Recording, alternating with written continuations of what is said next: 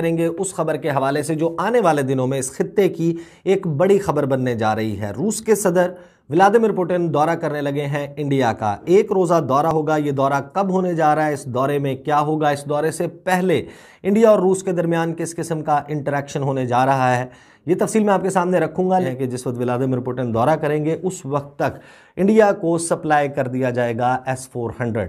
अब S-400 की supply पर चीन, it's a very complex situation कि चीन जो है जाहिर है कि उसको एतराज़ होगा कि वो रूस जो है अच्छे ताल्लुकात होने के बावजूद कि चीन और रूस के दरमियान बेहतरीन ताल्लुकात हैं, लेकिन एक ऐसा मुल्क जो चीन के खिलाफ जंगी अज़ाइम रखता है उसको S-400 मिसाइल डिफेंस सिस्टम जो है वो फराहम किया जा रहा है। इसी तरीके से चाइना से ले लिया, अमेरिका से ले लिए, ये कब तक चलेगा? सऊदी अरब ने तो लास्ट टाइम भी वापस मांग लिए थे, चाइना से लेके देने पड़े।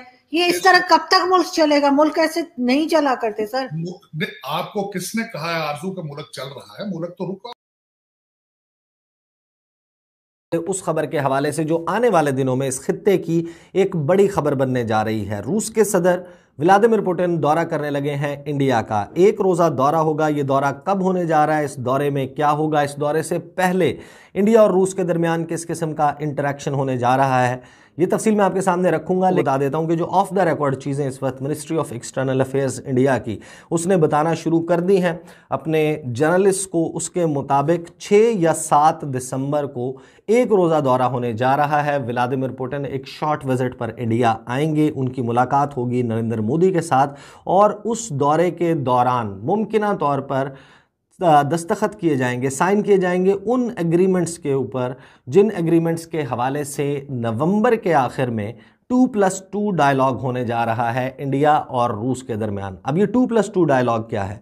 इंडिया के इस वक्त तक 3 ममालिक के साथ 2+2 डायलॉग का जो है वो आगाज़ हुआ है। एक उसमें जापान, दूसरा ऑस्ट्रेलिया और तीसरा मुल्क है अमेरिका। 2+2 फॉर्मेट ये है कि जिस भी मुल्क के साथ आपका 2+2 डायलॉग चल रहा है उसके फॉरेन मिनिस्टर और उसके डिफेंस मिनिस्टर के साथ आपके फॉरेन मिनिस्टर और डिफेंस मिनिस्टर की मुलाकात होगी और पॉलिटिकल डिप्लोमेटिक ताल्लुकात, इसी तरीके से डिफेंस और दीगर शोबों में ताल्लुकात के हवाले से मुख्तलिफ मुआहदों पर बातचीत की जाती है। अब इन दिस केस नवंबर के आखिर में डॉक्टर जो सुब्रमण्यम जयशंकर हैं इंडिया के वज़ीर ख़ारजा और राजनाथ सिंह वज़ीर दिफा, ये दौरा करेंगे रूस का और ये कोशिश की जाएगी, ज़ाहिर है कि रूस ये चाहेगा कि डिफेंस डील्स हों, मज़ीद डील्स हों, क्योंकि रूस और इंडिया के दरमियान ये जो शादी है, ये जो रिश्ता है इनके दरमियान, ये उसकी बुनियाद है वो डिफेंस डील्स, वो डिफेंस इक्विपमेंट की परचेजिंग जो इंडिया करता है रूस से। अब India given its market size दुनिया में किसी भी मुल्क का एक फ़ेवरेट क्लाइंट हो सकता है और मुख्तलिफ ममालिक ख़ास तौर पर जो डिफेंस प्रोड्यूसर्स हैं वो इंडिया के साथ ज़ाहिर है कि उनके ताल्लुकात जो हमें नज़र आते हैं मौजूदा शक्ल में कि जब वो अपनी आंखें बंद कर लेते हैं इंडिया में अंदरूनी मामलात के ऊपर, जिस किस्म के मसाइल चल रहे हैं उसके ऊपर वो नहीं बोलते। उसकी वजह भी यही है कि इंडिया सऊदी अरब के बाद साल 2020 में पूरी दुनिया में डिफेंस इक्विपमेंट परचेज़ करने वाला दूसरा सबसे बड़ा मुल्क था। इंडिया की इंपोर्ट्स जो हैं डिफेंस आर्टिकल्स की, डिफेंस इक्विपमेंट की बिलियंस ऑफ डॉलर्स में है और यही वो जो है वो मामला है जिससे इंडिया लेवरेज लेता है इंटरनेशनल लेवल पर अपनी मुख्तलिफ ममालिक से। इसी तरीके से आपको मालूम है कि रूस अमेरिका के बाद दुनिया में दूसरा सबसे बड़ा मुल्क है डिफेंस प्रोडक्शन के एतबार से और जो डिफेंस प्रोडक्शन करने के बाद उसकी एक्सपोर्ट्स हैं वो बहुत ज़्यादा हैं। तो जाहिर है कि रूस नहीं चाहेगा कि इंडिया जैसा क्लाइंट उसके हाथ से निकले हैं कि जिस वक्त व्लादिमीर पुतिन दौरा करेंगे उस वक्त तक इंडिया को सप्लाई कर दिया जाएगा S-400। अब S-400 की सप्लाई पर चीन, it's a very complex situation कि चीन जो है जाहिर है कि उसको एतराज़ होगा कि वो रूस जो है अच्छे ताल्लुकात होने के बावजूद कि चीन और रूस के दरमियान बेहतरीन ताल्लुकात हैं, लेकिन एक ऐसा मुल्क जो चीन के खिलाफ जंगी अज़ाइम रखता है उसको S-400 मिसाइल डिफेंस सिस्टम जो है वो फराहम किया जा रहा है। इसी तरीके से जो नेवल कोऑपरेशन है उसमें जो यांटर शिप यार्ड है वहाँ पर एडमिरल ग्रिगोरोविच क्लास के जो फ्रीगेट्स हैं उनकी तकरीबन जो है वो मुकम्मल हो चुके हैं, उनकी सप्लाई होनी है। इसी तरीके से आबदोज़ों के हवाले से मामलात हैं और गोवा शिप यार्ड के ऊपर 2 मज़ीद एडमिरल ग्रिगोरोविच क्लास के फ्रीगेट्स रूस ने बनाकर देने हैं इंडिया को। ये वो डिफेंस परचेजेज़ हैं। इसी तरीके से मुख्तलिफ, आपको याद होगा कि जब अप्रैल के महीने में सरगेई लावरोव जो कि वज़ीर ख़ारजा हैं रूस के, उन्होंने दौरा किया इंडिया का, तो दिल्ली में बैठकर उन्होंने याद दिलाया था कि इंडिया को कि आप ये ज़रूर याद रखिए कि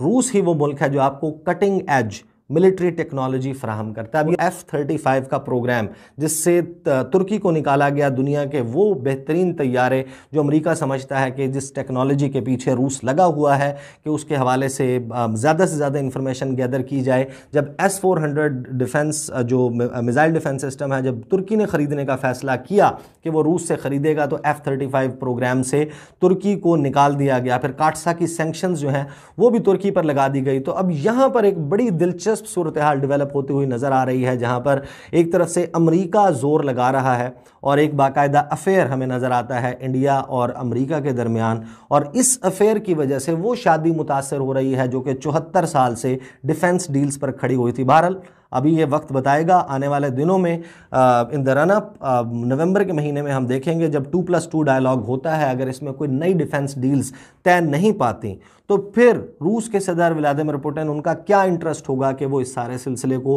आगे लेकर चलें। लेकिन सर ये लास्ट में मैं आपसे यही पूछना चाहूंगी कि ये मांगे तांगे पे कब तक रहेंगे? कब तक सऊदी अरब से पैसे मांग लिए, चाइना से ले लिए, अमेरिका से ले लिए, ये कब तक चलेगा? सऊदी अरब ने तो लास्ट टाइम भी वापस मांग लिए थे, चाइना से लेके देने पड़े। ये इस तरह कब तक मुल्क चलेगा? मुल्क ऐसे नहीं चला करते सर। आपको किसने कहा है आरजू का मुल्क चल रहा है? मुल्क तो रुका हुआ खड़ा हुआ है। ये चलता हुआ मुल्क इस तरह थोड़ी होता है, मुल्क तो खड़ा। अब मैं आपको बताता हूं कि आपके ये पैसे मांगने वाली स्टोरी क्या बन रही है। आपका जब आपने पहले कहा कि हम चाइना के साथ हैं, हिमालय है, डेफिनेटली नॉट है, ये है वो है, हमारे पास और भी ऑप्शन है, आप कॉल ना करो, हु केयर, सारा कुछ हो गया। आपने सारे जो ब्रिजेस थे बंद कर दिए। आपने कहा चाइना चाइना, चाइना का सेल्समैन बन गए। आपने कहा अफगानिस्तान में चाइना हम लेके जाएंगे, इस पे पैसे बनाएंगे, ठीक। उसके बाद जब चाइना की इकोनॉमी कोविड का इंपैक्ट आया, जब सारा सप्लाई चेन टूट गया और उसके बाद उनके रिजर्वेशंस आए कि अफगानिस्तान में जाके फंस ना जाए हम लोग, और उन्हें पता चला कि अफगानिस्तान और पाकिस्तान में दो चीज, एक चीज सबसे बड़ी कॉमन है, करप्शन है। वो तो मिलियन डॉलर थैले में डाल के बॉर्डर क्रॉस कर जाते हैं पठान लोग जो है। तो जब उन्होंने और इंटरनेशनल कम्युनिटी थोड़ी पीछे हटी तो पाकिस्तान की जब चीखें निकली, डॉलर नहीं मिले क्योंकि दुबई की प्रॉपर्टियां और सारी लंदन की प्रॉपर्टियां पर टारगेट था सारा। तो उसके बाद फिर आए IMF के पास 3 मिनिस्टर, यहां आए सऊदी अरेबिया के आगे पीछे। अब लेकिन ये बताएं, आपने पिछले सालों में वेस्टर्न सिविलाइजेशन को सब कंफ्यूज किया। वो कहते हैं कि आप हमारे साथ डबल गेम खेलते हैं। आज वही जो आप चाइना के दोस्त थे, आप हटके जब IMF के पास गए हैं, आप जब सऊदी अरेबिया और अमेरिका के पीछे पड़े, तो वो क्या सोच रहे होंगे आप कि आप हमारे साथ भी डबल गेम खेलते हैं।